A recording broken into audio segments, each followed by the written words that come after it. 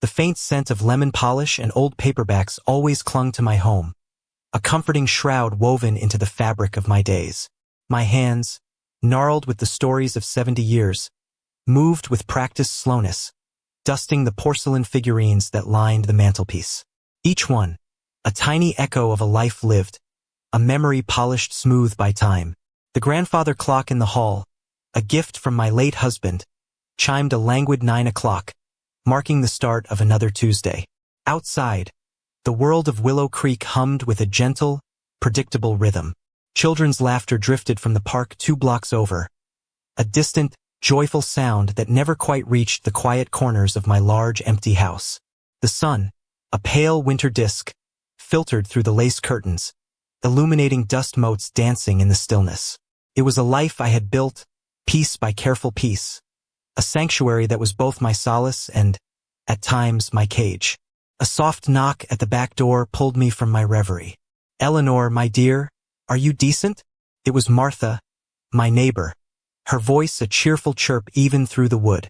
Martha, a sprightly woman a decade my junior, with a perpetual spring in her step and a garden that shamed all others, had become my anchor. We shared a ritual. Tuesday morning tea, strong and black for her, a delicate floral blend for me, accompanied by her homemade shortbread, still warm from the oven. She bustled in, a vision in floral apron and sensible shoes, carrying a tray laden with our usual fare. "Rough night for the hydrangeas, Eleanor. But look, I managed to save a few cuttings." She placed a small vase with 2 vibrant blue blooms on the kitchen table, their color a stark contrast to the muted tones of my life. Her presence, a splash of vibrant watercolor in my sepia-toned existence, was a gift I cherished. I remembered the hospital room, the sterile scent of antiseptic, the hushed whispers of doctors. My son, David, then a young man with a future stretching bright and boundless before him, lay pale and still after the accident. The diagnosis had been grim, a rare blood disorder, requiring an immediate and incredibly expensive treatment. My husband, bless his soul, had just passed, and our savings, though comfortable, wouldn't cover it. "Mom, please," David had choked out, his voice weak. "I don't want to leave you." My heart had shattered. There was only one way. The small, unassuming house my parents had left me, the one with the sprawling rose garden and the view of the creek, a place brimming with my earliest memories, had become my only option. It had been more than just a house. It was the last tangible link to my childhood, a repository of love and laughter. Selling it had felt like tearing a limb from my own body. I had stood in the empty living room, the echoes of my past swirling around me, and whispered a silent goodbye to a lifetime of memories. The money from that sale, every last penny, had gone to save David. It was a choice I never regretted, not for a moment. The pain of loss was dwarfed by the fierce joy of seeing him recover, seeing the light return to his eyes. David, now a man in his late 40s, successful and often too busy for his aging mother, usually called on Sundays. Our conversations were brief, punctuated by the faint sounds of his bustling household in the background. His wife, Sarah, always seemed to be orchestrating something important, and my voice, a quiet murmur from the past, often got lost in the modern clamor. Lately, the calls had become even shorter, his voice more distant, a faint echo of the warm, loving son I remembered. He'd mentioned a new investment, a grand plan, but the details had been vague as always. The truth was, our interactions had become transactional, polite exchanges devoid of the deep connection we once shared. The vibrant tapestry of our past, woven with threads of sacrifice and unconditional love, had frayed, leaving behind a stark, colorless canvas. The first tremor was subtle, a shiver that ran through my bones as I reached for the teacup. It wasn't the usual chill of a winter morning. This was an internal tremor, a discordant note in the quiet symphony of my routine. I dismissed it as old age, a trick of the light, but the feeling persisted, growing, tightening around my chest like an invisible vice. Then came the dizziness, a sudden, disorienting lurch that sent the room spinning. The polished surfaces of my antique furniture blurred, the familiar patterns of the wallpaper swam before my eyes. My hand, trembling now with a life of its own, missed the teacup entirely, sending it clattering to the polished wooden floor. The delicate porcelain shattered, a sharp, violent sound that pierced the silence. My knees buckled, and I instinctively reached out, grasping for the sturdy oak table, but my fingers found only air. The floor rushed up to meet me, a sudden, jarring impact. A searing pain shot through my hip. My breath caught in my throat, a ragged gasp. The world narrowed to a tunnel of throbbing pain and a rising tide of panic. My vision blurred, tears stinging my eyes, not from the pain, but from the chilling realization of my utter helplessness. I lay there, a crumpled heap on the floor, the shards of my broken teacup scattered around me like shattered promises. The pain in my hip was a constant, burning fire, each breath an agony. My mind, usually so clear, was a jumbled mess of fear and confusion. I knew I needed help, but the phone, that lifeline to the outside world, was on the small side table, agonizingly out of reach. My voice, when I tried to call out, was a weak, reedy whisper, swallowed by the silence of the house.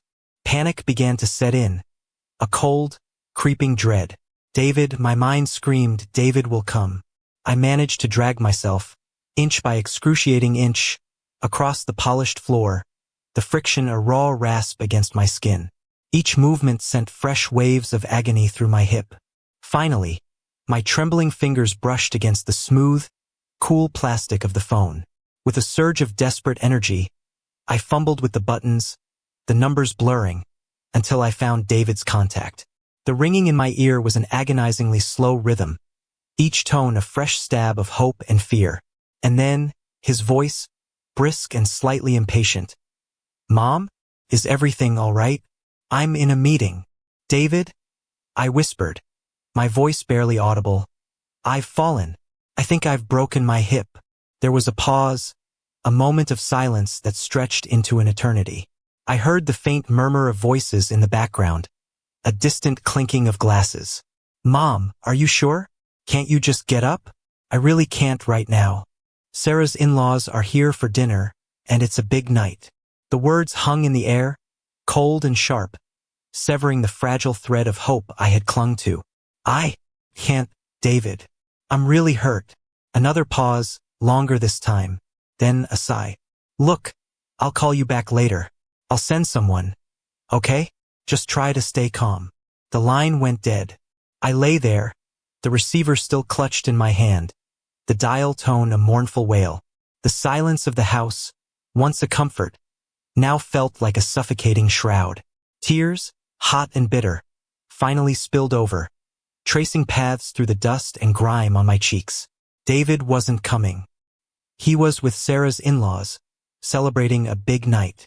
The realization hit me with the force of a physical blow, a deeper, more profound pain than the one throbbing in my hip.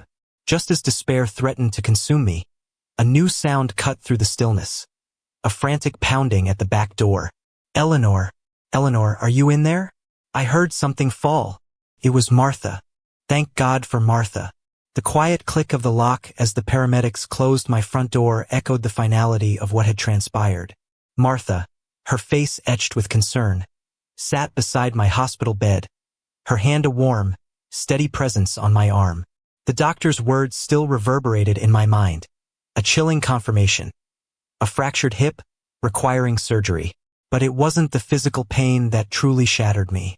It was David's message, delivered through Martha, an hour after I'd been admitted. David said he was really sorry, Eleanor. He said he just got caught up with Sarah's family. He hopes you understand.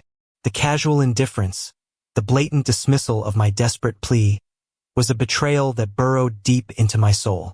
I stared at the sterile white ceiling, a single tear tracing a path down my temple. Martha squeezed my hand. Her presence, silent and unwavering, highlighted David's absence, his utter failure to be there for me. The weight of his abandonment settled over me, cold and heavy. The days that followed blurred into a haze of pain medication, physical therapy, and the relentless hum of hospital life.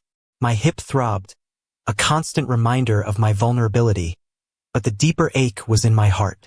Martha was my constant visitor, bringing me books, fresh flowers from her garden, and the comfort of her steady presence. We talked for hours, or sometimes we sat in companionable silence. It was in these quiet moments that the dam began to break. He said he'd send someone. I whispered one afternoon, the words catching in my throat. He said he was too busy with Sarah's in-laws. Martha simply listened, her gaze compassionate, never judgmental. As I slowly regained my strength, both physical and emotional, I began to unpack the boxes of my memories, the ones I had carefully packed away for so long. I remembered a summer afternoon, the air thick with the scent of freshly cut grass and my mother's baking. David, a freckle-faced 10-year-old, his eyes sparkling with mischief, had been perched precariously on the branch of the old oak tree in our backyard. He'd been trying to rescue a stray kitten, its tiny mewls echoing through the leaves. I had stood below, my heart in my throat, offering encouragement and a shaky ladder. When he finally descended, triumphant, the shivering ball of fur clutched to his chest, he'd beamed up at me. "Mom, we did it. We saved him." His eyes, so full of pure, unadulterated joy, had reflected the sunshine. Later that day, we'd sat on the porch swing, sharing a bowl of ice cream, the kitten purring contentedly in his lap. He'd leaned his head on my shoulder, his small hand clutching mine. "I love you, Mom," he'd whispered, the words a balm to my soul.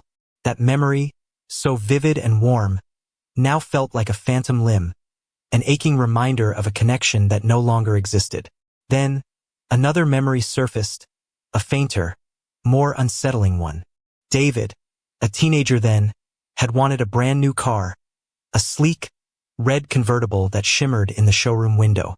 We couldn't afford it, not with his college tuition looming. He'd sulked for days, a storm cloud hanging over our usually sunny home. One evening he'd left a crumpled note on the kitchen counter, a list of all the things he needed: the car, new clothes, a trip with his friends. The note had been a subtle accusation, a silent plea for more than we could give. I remembered the knot in my stomach, the vague sense of unease. At the time, I dismissed it as youthful exuberance, a passing phase of teenage entitlement. But now, looking back, the pieces clicked into place. It was a pattern, a quiet foreshadowing of the self-absorption that would eventually consume him. I had ignored the warning signs, blinded by my fierce maternal love, convinced that he would always be the loving, compassionate boy who had rescued the kitten from the oak tree. Lying in that hospital bed, staring at the muted patterns on the ceiling, the fractured pieces of my life began to reassemble themselves, but into a new and unfamiliar mosaic. David's abandonment was not an isolated incident. It was the culmination of a slow, steady erosion of our bond, masked by my own unwavering devotion. The truth, when it finally settled, was not a sudden explosion, but a quiet, chilling realization. He didn't see me as a mother, not anymore. I was a resource, a stepping stone, a convenient background character in the grand narrative of his life. The pain was still there, a dull throb in my hip and a sharper ache in my heart, but something else was beginning to stir, a cold, unwavering resolve. The sacrificing, forgiving mother was gone, replaced by a woman who had finally opened her eyes. The idea began as a whisper, a flicker of defiance in the quiet solitude of my hospital room.